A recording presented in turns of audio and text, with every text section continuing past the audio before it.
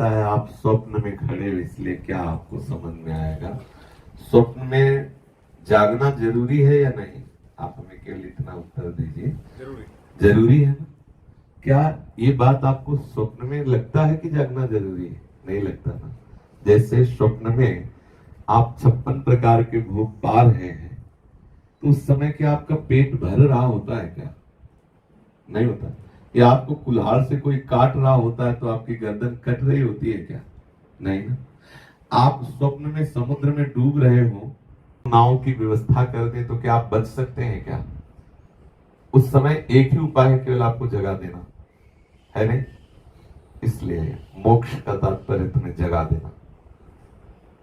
मोह निशा सब सोवा निहारा, देखे स्वपन अनेक प्रकारा, ये ही जग जामिन जागे जोगी, परमारथी प्रपंच वियोगी। जैसे स्वप्न में तुमने पत्नी देखा, परिवार देखा, भीड़ देखी, बाजार देखी, लेकिन सच्ची पूछो तो एक मनीराम के सिवा उस समय कुछ नहीं था। अब चूंकि पता नहीं अध्यात्म में आपका कितना प्रवेश है, मन के संकल्प के सिवा उस समय कुछ नहीं था स्वप्न में। ये बात स्वप्न में पता नहीं चली, जगने पर पता चली ना। ऐसे इस समय जैसे हरिवंश प्रपंच विषय रस मोह के, ये मोहासक्त चित्त, मोहासक्त बुद्धि, मोहासक्त अहम, मोहासक्त मन, ये आपको ठीक निर्णय नहीं दे पा रहा, इसलिए आपको लगता है इन सब जीवों की सेवा करते रहो आनंद से। वैसे तो ये मोक्ष की जरूरत क्या है, क्योंकि ये सब है ही नहीं। जैसे स्वप्न में ना कोई पतली थी, ना कोई बाजार था, ना कोई भीड़ थी, ना कोई कुल्हाड़ था, ना कोई कटने वाला था, ना कोई काटने वाला था, ऐसे उमा कहूं मैं अनुभव अपना, सत हरि भजन जगत सब सपना, जेहि जाने जग जाई हेराई, जागे जथा स्वपन भ्रम जाई। समझ पा रहे? जिसके जानने से ये भ्रम खत्म हो जाता है कि संसार है, कोई नहीं है, एकमात्र। ज्ञान मार्ग में देखो तो आप ही आप हो, भक्ति मार्ग में देखो तो केवल तू ही तू है। जहां मैं और तू है वहीं ज्ञान है, जहां केवल मैं ही मैं वो ब्रह्म ज्ञान है, जहां तू ही तू ये विशुद्ध भक्ति है, जहां मैं तू वही माया है। एक है, दूसरा है नहीं, चाहे ब्रह्म को, राम को, कृष्ण को, शिव को, वही तू है या तू उसका है। ये दो बात में एक बात समझ लो तो आप जाग जाओगे। अब आप अभी तर्क कर सकते हो कि ऐसा है सब दिखाई, तो भैया स्वप्न में झगड़ा करने से तुम्हारी समझ में नहीं आता, तुम्हें जगा देने से ही आता। तो इसीलिए मोक्ष प्राप्त करने का मतलब जगा हुआ। जो विश्व प्रपंच में फंसा हुआ है, मतलब मोह निशा सब सो निहारा, और जे जाने जग जाए हेराई, जागे जथा स्वपन भ्रम जाई। जैसे जाग जाने पर पूरा का पूरा स्वप्न 100% झूठा, ऐसे जब विशुद्ध ज्ञान होगा तो दिखाई देगा पूरा का पूरा 100% ये जो जगत का नाटक है ना, झूठा पक्का। हम झूठे, तुम झूठे, सब झूठा। सत्य क्या? एक वही जो हमारे अंदर बिजली, जो तुम्हारे अंदर बिजली, ये जो सैकड़ों के अंदर बिजली, जो अनंत के अंदर बिजली, बिजली एक वही परम सत्य। और जितने ये यंत्र हैं सब झूठे। ब्रह्म सत्यम जगत मिथ्या। जब ये जान जाओगे तब एक बात आ जाएगी, सर्वम खल्विदम ब्रह्मण्य नास्ति किंचन। दूसरा कोई न था, न है, न रहेगा। अब ये बात समझ में आ गई तो सिद्ध महात्मा न हो गए आप। पहली बात, आप स्वप्निक पुरुष हो इसलिए तुम्हारी बात का कोई महत्व नहीं है। जगे हुए होते तो हमारी बात समझ में आती। हमने तुम्हें जो समझाया तुम समझ पाए, क्योंकि स्वप्निक हो। स्वप्निक हो।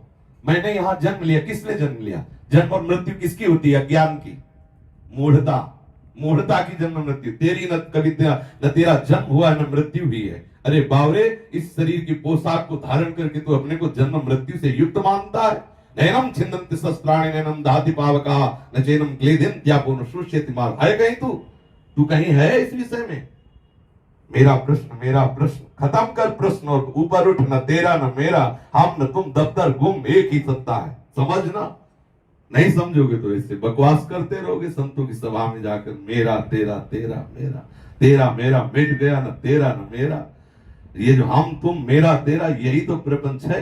अगर इससे मुक्त हो गया तो महात्मा हो गया। वासुदेवा स्वरमित स महात्मा सुदुर्लभा। इस वेद शास्त्र ऐसे थोड़ी सर्वम खलमिदं ब्रह्म नेना नास्ति किंचन, ऐसे थोड़ी वर्ण ईशावास्यमिदं सर्वम यत् किंच जगत्याम जगत चिद चिद लक्षणम सर्वम राधा कृष्णमयम जगत। ये सात सिद्धांत को प्राप्त महापुरुष अनुभव कर रहे हैं। एक ही बिजली है, दूसरी नहीं। पंखा में आके हवा देती है, फ्रिज में आके ठंडा कर देती है, हीटर में जाके गर्म कर देती है, गड़ासे में जाके काट देती है। वही कहीं जीवन बनती, वही कहीं मृत्यु बन जाती है एक ही बिजली। दूसरी एक ही परमात्मा तत्व की सिवा ना मैं है न तू है। जब ये बात जान जाओगे तो तुम्हें तुम्हारी समझ में आ जाएगा। न तेरा कभी जन्म हुआ था, ना है, ना होगा, केवल तुमने मान लिया है। स्वप्न में जाग जा तो तेरे को भी ये अनुभव आ जाएगा, तेरा कभी जन्म हुआ ही नहीं। आप अपने घर में बिना संबंध किए किसी लड़की को ला के रखो तो उसको क्या बोला जाएगा? हम सीधे कि कोई भी हो, हमारा चेहरे से मतलब नहीं, हमारा शब्द से मतलब। आपके घर में कोई आए या तो आप उसे अतिथि बोलेंगे, उसे आप अपने घर का सदस्य नहीं बोल सकते, अतिथि बोलेंगे। अतिथि से जितना छिपाव रखा जाता है उतने ही रख के बर्ताव किया जाएगा। समझ रहे हैं? बिल्कुल ठीक।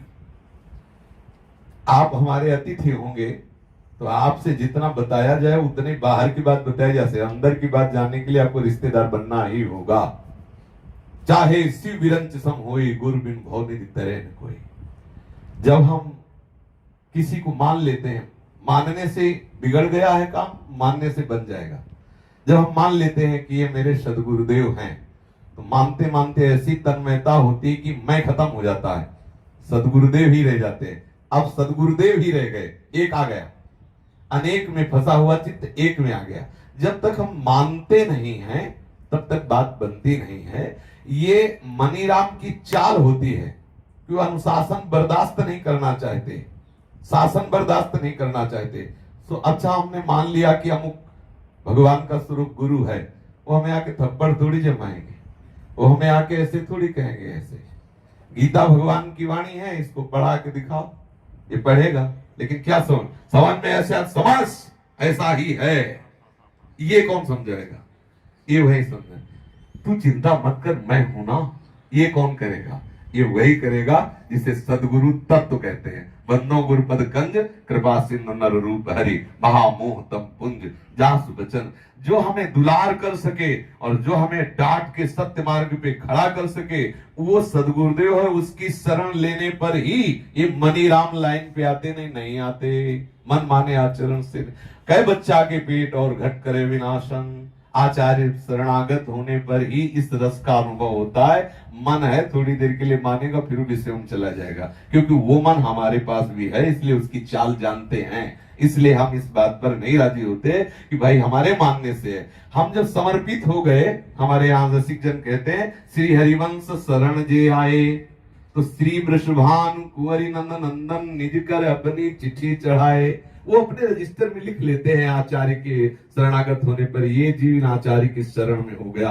और हमारा भी मन मान लेता है। जैसे हम पहले जो संन्यास मार्ग में थे तो एक निष्ठा थी कि हमारे प्राण धनाद्य गुरु भगवान शंकराचार्य हैं। जब उनकी कृपा से आए तो हमारे प्राण धन हिताचार्य हो गए। इस संबंध से वो रस आ गया, इस संबंध से वो बात बन गई। और हम ऐसे जब कोई बात हो कहते हम तो दीक्षित तो नहीं पर मानते हैं, तो मानने में एक अलग चीज हो गई। लेकिन दीक्षित में भाई मौसी जैसी और माँ अंतर है ना। माँ जैसी नहीं, मौसी को क्या कहते हैं? मासी। मासी और माँ अंतर है। बोले माँ थोड़ी मासी है और माँ तो माँ है। ऐसे जब आचार्य गुरु का हम वर्ण कर लेते हैं तो गुरु जैसे नहीं, गुरु है, आचार्य हैं, जीवन धन है, फिर हमारी धारा चल पड़ती। ऐसी मेरी मान्यता, क्योंकि हम आचार्य परंपरा से इस रस की तरफ बढ़े और हमें अनुभव हुआ, इसलिए हमें अन्य बात का तो अनुभव है नहीं। केवल मानने से बात कि हम मान लिया आप उनके, तो वो मान्यता थोड़ी देर के लिए हो सकती है, हट सकती है। लेकिन अब जब हम समर्पित हो गए तो मन माने या ना माने, उस मार्ग में पीछे भी लगे हैं जो धक्का मार के वहां तक पहुंचा देंगे, आगे भी जबरदस्त बैठे जो घसीट के हमें वहां तक पहुंचा देंगे। ये बल है हम लोगों का।